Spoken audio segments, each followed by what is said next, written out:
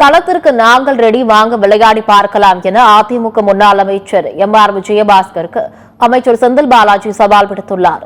கரூரில் திமுக மாணவர் அணி சார்பில் மொழிப்போர் தியாகிகளுக்கு வீரவணக்கம் செலுத்தும் பொதுக்கூட்டம் நடைபெற்றது.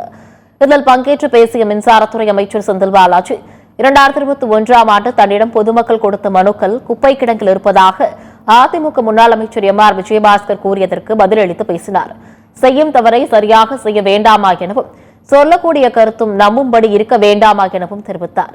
மேலும் அதிமுக ஆட்சியில் கரூர் பகுதிக்கு கொண்டுவரப்பட்ட திட்டங்களை உங்களால் சொல்ல முடியுமா என கேள்வி எழுப்பிய செந்தில் பாலாஜி, களத்திற்கு நாங்கள் ரெடி, வாங்க விளையாடி பார்க்கலாம் என சவால் விடுத்தார்.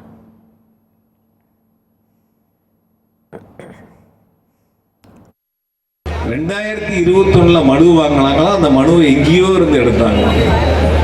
நல்ல வேலை கிடைச்சிருக்கு, குப்பை பொறுக்கிற வேலை.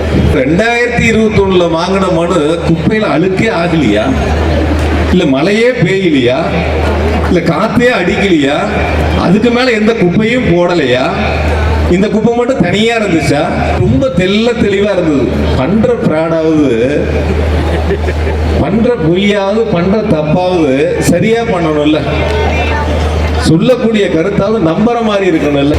உங்களுடைய ஆட்சியில் கடந்த காலங்களில் என்ன சாதனைகளை இந்த ஊருக்கு செஞ்சீங்க? ஏதாவது ஒரு திட்டத்தை சொல்லுங்க. இந்த திட்டங்கள் இந்த அதிமுக ஆட்சியில் இந்த கரூர் மாவட்டத்திற்கு, குறிப்பாக இந்த கரூர் பகுதிகளுக்கு கொண்டு வந்தோம்னு ஒன்ன சொல்லுங்க.